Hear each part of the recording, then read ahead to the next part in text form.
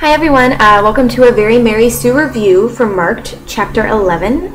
I just did a text post on the blog, so the link is below if you missed that. The reason why I'm doing this instead of the very Gary Stu review is because that chapter, the next chapter of the Gary Stu review, deals with a little more sensitive subjects, and I like writing out the more sensitive subjects and just talking about them through a video like this. But I wanted to do a video. So, you got more Marked. Yay! Who doesn't want more Marked? Anyways, in the last chapter, there was more horribly offensive things, and the phrase, like a mocha-colored blowfish, which was just 50 shades awful and bizarre. But now, Zoe and Stevie Ray are going to bed, and Zoe's talking about her sleep. Quote, I didn't have a nightmare either. Instead, I dreamed about cats. Go figure. Hot boys? No. Cool new vampire powers? Of course not. Just cats. There was one in particular, a small orange tabby who had little tiny paws and a pot belly with a pouch that looked kind of marsupial. She kept yelling at me in an old lady's voice and asking what had taken me so long to get here. Then her cat voice changed to an annoying, buzzing, beeping sound, and I, ... and let's, when Stevie Ray starts telling Zoe to turn off her damn alarm clock. But, honestly, the dreams could be a lot worse. As someone who has a lot of nightmares just randomly, I would much rather dream about random cats talking to me, to be honest, which explains a lot about me, I think. Anyways, whatever. But foreshadowing. And we're moving on, and Zoe can't figure out to turn off her alarm clock because, quote, have I mentioned that I am totally, completely blind without my contacts? I grabbed my nerdy glasses and peeked at the time, end quote. To Zoe, everything she wears is nerdy. She called her nerdy hoodie, her nerdy glasses, her nerdy pants. I don't know. She's being ridiculous, okay? Glasses aren't necessarily nerdy, and neither are Star Trek hoodies. So there. But, don't constantly put down the things you like, Zoe. Just like them. God. Okay, anyways, they're talking about breakfast and getting ready so they can go to breakfast before Stevie Ray starves to death, and she mentions cereal, and Zoe gets super excited. I suddenly perked up. I seriously adore cereal, and I have an I Heart Cereal shirt somewhere around to prove it. I especially love Count Chocula. Yet another vampire irony. I don't think you realize how irony works exactly, because that's not it. But that happens a lot in a lot of different things. So I'll move past it, but still, is it that necessary that you have an I Heart, you just love all cereal, every cereal? Do you even like that one cereal that's made by Kashi that has twigs or something in it, and it looks exactly like cat food and kind of smells like it too? Because maybe you don't love all cereals, Zoe. Maybe you just love the chocolatey cereals. But again, this is nitpicking, so I'm just nitpicking at this point. But don't worry, it won't take me long to get something that I don't have to nitpick. So we're moving on, and Zoe's doing her makeup. It was weird how my marks seemed to change the whole focus of my face. I've always had nice eyes, big and round and dark with lots of lashes. So much that Kayla used to whine about how unfair it was that I had enough lashes for 3 girls, and she only had short little blonde ones. Speaking of, I did miss Kayla, especially this morning as I was getting ready to go to a new school without her. Maybe I'd call her later, or email her. Or I remembered the comment Heath had made about the party and decided maybe not.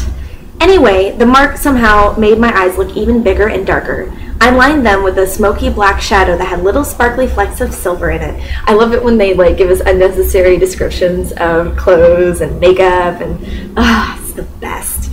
But again, Zoe's just oh, I totally love my BFF, but you talk shit about her half the time. You don't trust her. And it's taken you this long to even miss her a little bit. I'd be rethinking that best friend status. Not heavily like those loser girls who think that plastering on black eyeliner makes them look cool. Yeah, right. they look like scary raccoons. Just 1 second.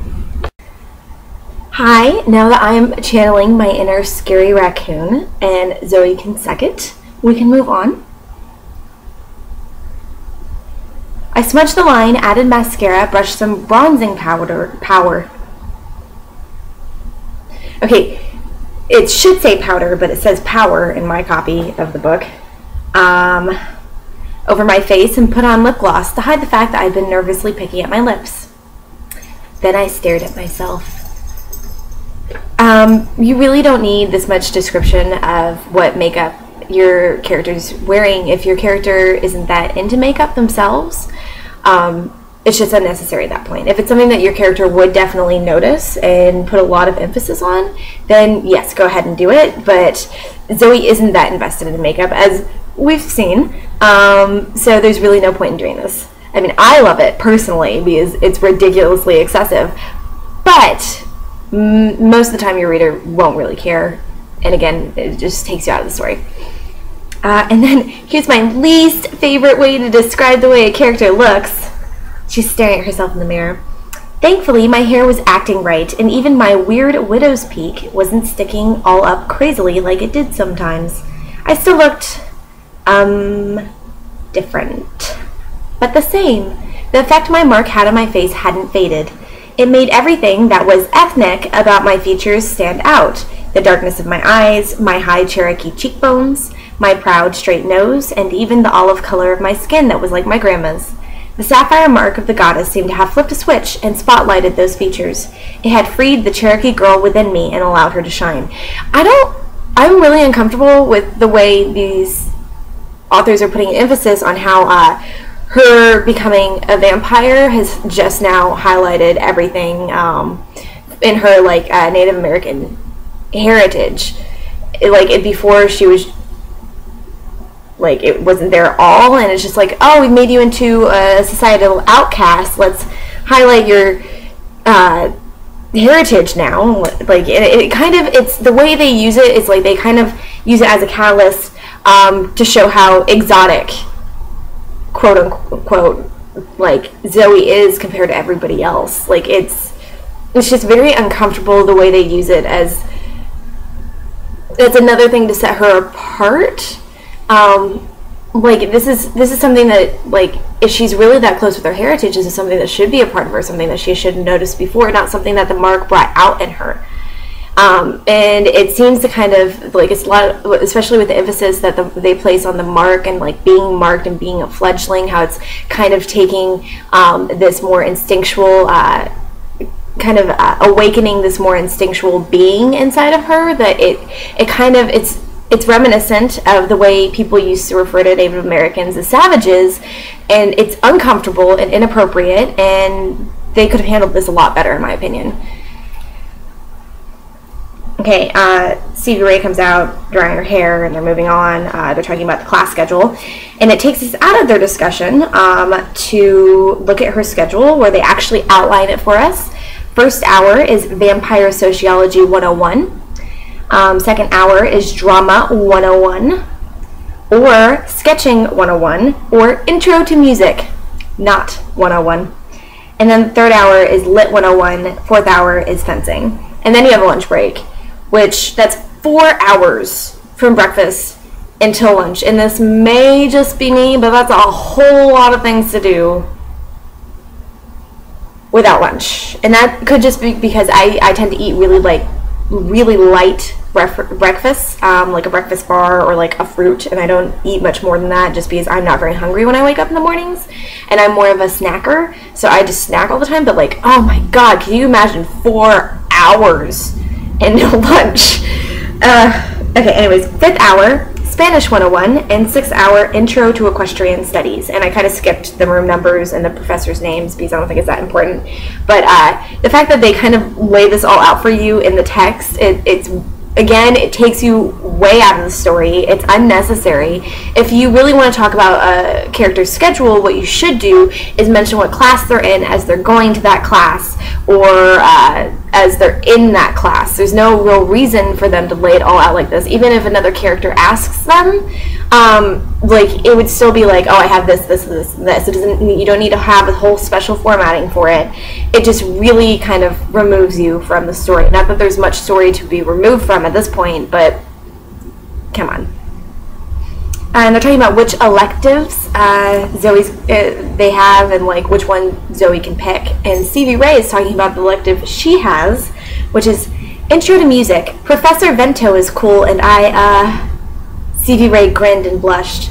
I want to be a country music star. I mean, Kenny Chesney, Faith Hill, and Shania Twain are all vamps, and that's just 3 of them. Heck, Garth Brooks grew up right here in Oklahoma, and you know, he's the biggest vamp of all. Of them all. So I don't see why I can't be one too. Oh my god. As somebody who grew up listening to country music for most of her life, like, Garth Brooks is the biggest vampire of all. Garth Brooks is more vampire than Shania Twain, Faith Hill, and Kenny Chesney. Garth Brooks, raging vampire. That kills me. That just amuses the hell out of me. Anyways, so they're talking about, surprisingly enough, Zoe can't sing or play an instrument very well, so she's not going to take Intro to Music with Stevie Ray, but unsurprisingly, Zoe loves drama. So Zoe's going to take drama, and they're talking about the drama teacher who is from Texas and apparently has a major accent. And Stevie Ray tells Zoe this, and Zoe says, "The girl twanged so bad she sounded like an ad for a trailer park," referring to Stevie Ray, her friend. And I don't know if you know this, you should know this, but your accent doesn't really have much bearing on where you come from financially. So your economic class is not necessarily easily determined just by listening to a way a person speaks, because I know a lot of people who come from money, who have a shit ton of money, and they speak with really deep Southern accents. And then I know a lot of people who don't have any money at all and never came from money, and their families never really had a bunch of money, so they weren't old money who lost their money sort of thing.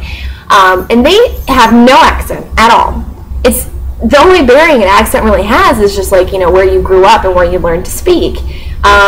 For example, like I grew up in the Midwest, so I have a very neutral accent for the most part, for you know, the United States. I also have spent a good bit, like about half of my life now has been spent in the South, but like my formative years were growing up in the Midwest, so I do sometimes have a Southern accent. I say y'all, and I can pick it up when I'm speaking to a lot of people with Southern accents. It doesn't make me uneducated, doesn't say anything about what economic class I come from, and it's just doing this, it's classist and rude. Just don't. You could alienate a lot of readers that way just by being a classist little ass. Am I allowed to say ass on YouTube? Okay, moving on. They eat some cereal. Zoe's apparently, I already said that she's all about cereal. Aphrodite comes up to them, nobody cares, blah blah blah, and then they head to their class, and Zoe's like, "Is that a bathroom?" And Stevie Ray's like, "Oh yeah, it's totally a bathroom." And then Zoe's like, "Okay, thanks." And then the chapter ends with, "At least the bathroom was close. If I had a case of raging nervous stomach diarrhea, I wouldn't have far to run." I honestly do not know why these authors keep bringing up diarrhea. It never happens, ever, and it's just really awkward, like super awkward. Like I just, you know, it could just be me, but I don't really see a reason why we need to talk about diarrhea this much when it isn't actually that relevant. But that's just me. Anyways, until next time, I hope you guys have plenty of tea to hold you over. So.